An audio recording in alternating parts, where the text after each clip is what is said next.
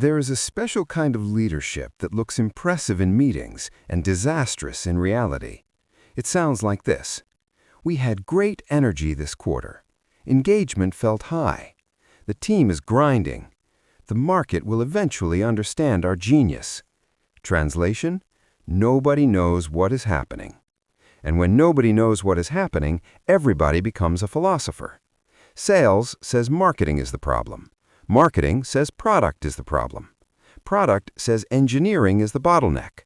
Finance says, actually, all of you are the problem. This is what happens when an organization confuses activity with progress, because motion is not momentum, noise is not signal, and a full calendar is not a healthy company. What a KPI actually is. A KPI, a key performance indicator, is not just any number. It is a specific, quantifiable measure tied directly to a meaningful goal. Not every metric is a KPI, but every KPI is a metric with a job. That distinction is the difference between leadership and decorative spreadsheets. A metric can be anything: website visits, number of emails sent, app downloads, meeting attendance, coffee consumed per employee. A KPI asks a more dangerous question. Does this number actually tell us whether we're winning? Because if the number goes up and your business still gets worse, congratulations, you are measuring theater. The vanity metric trap. Let's talk about vanity metrics, the glitter, the perfume, the false prophets of business. Vanity metrics are numbers that look good in presentations but don't reliably drive decisions or reflect real performance. They impress rooms, they do not save companies. 1 million followers? Nice. How many buy? 10,000 downloads? Great. How many stay after a week? Huge traffic spike? Wonderful. Did revenue rise, or did you just pay to attract curious strangers and bots with excellent internet?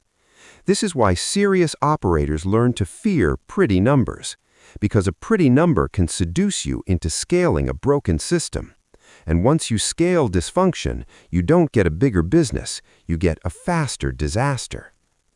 Harvard Business Review has long warned that leaders often default to metrics that look good rather than metrics linked to actual goals. In plain English, some dashboards are just lies with fonts. The difference between lagging and leading. Now we enter the sacred chamber of operational wisdom: lagging indicators and leading indicators.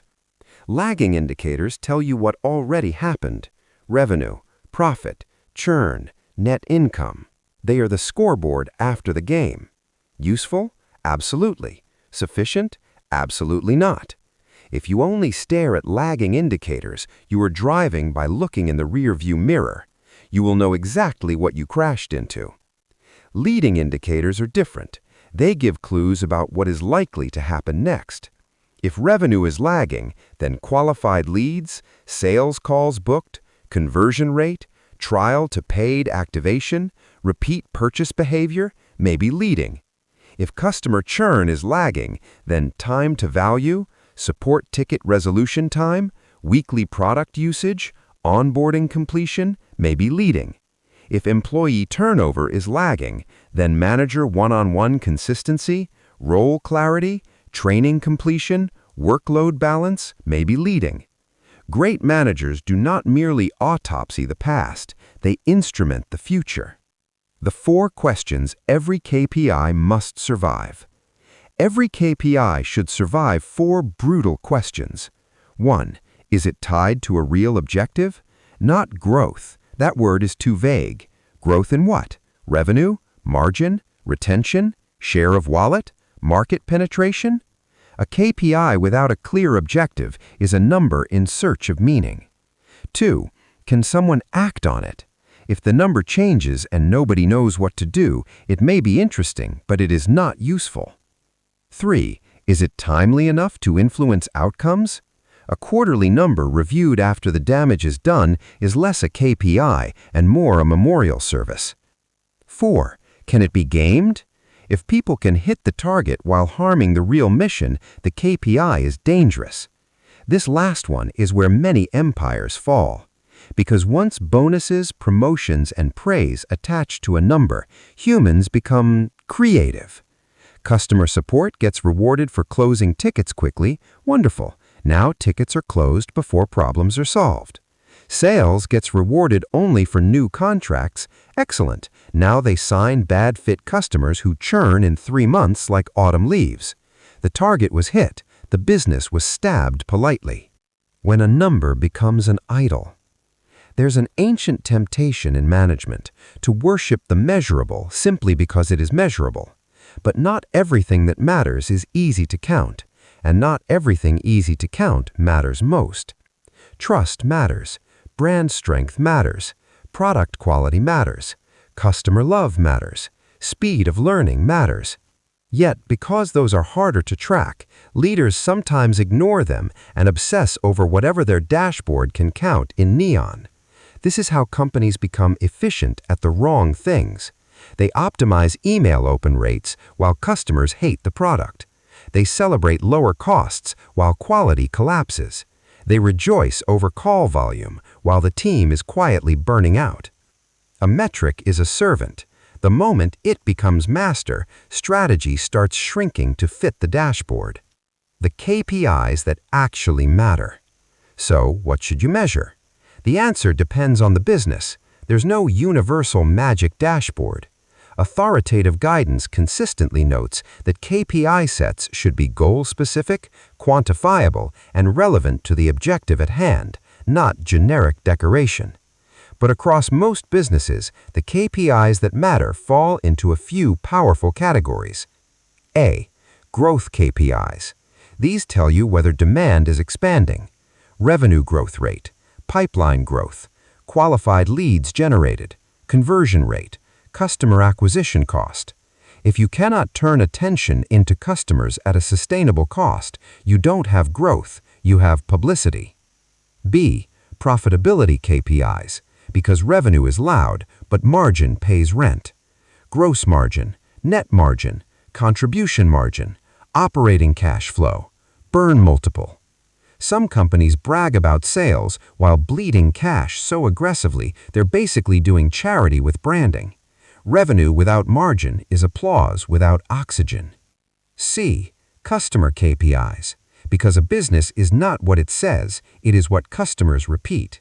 Retention rate, churn rate, repeat purchase rate, net revenue retention, customer lifetime value, time to value, support resolution time. If customers don't stay, your marketing is renting strangers, and rented attention is one of the most expensive addictions in modern commerce. D. Operational KPIs. These reveal whether the machine is healthy. On-time delivery, cycle time, defect rate, inventory turnover, uptime, first response time, capacity utilization. Operations is where strategy either becomes reality or becomes a PowerPoint fossil. E. Team and execution KPIs. Because culture is not snacks and slogans, it is repeated behavior under pressure.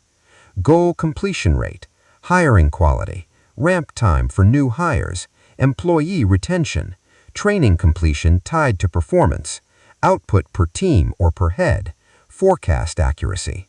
A team that is working hard but missing every meaningful deadline is not high performance. It is a motivational poster with payroll. The balanced scorecard lesson. One of the enduring lessons in performance management is focusing on only one dimension, usually finance, creates blind spots. That's why the balanced scorecard became influential.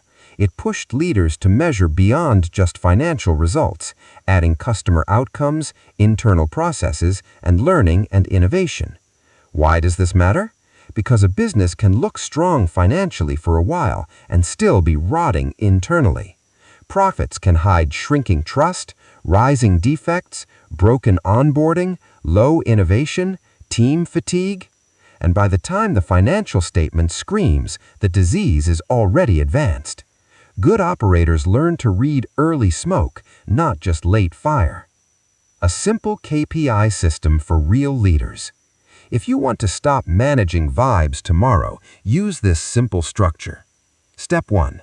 Pick the goal. Not improve stuff. Say it clearly. Increase profitable revenue. Reduce churn. Improve fulfillment speed. Raise customer retention. Shorten sales cycle. Step 2. Choose one lagging KPI. This is the final outcome you care about. Example: retention rate, monthly recurring revenue, gross margin, churn, net profit. Step 3. Choose 2 to 4 leading KPIs. These are the behaviors or process signals that predict the outcome. If your lagging KPI is churn, your leading KPIs might be onboarding completion rate, weekly active usage, support resolution time, feature adoption. Step 4. Add a guardrail KPI. This prevents optimization from becoming self-destruction. If you push sales aggressively, watch refund rate. If you cut costs, watch defect rate. If you speed up delivery, watch customer satisfaction. Because the question is not merely, did the number go up? The question is, what did we break to make it go up? Step 5. Assign an owner. If everyone owns it, nobody owns it. That is not delegation. That is organizational fan fiction. Step 6. Review on a cadence.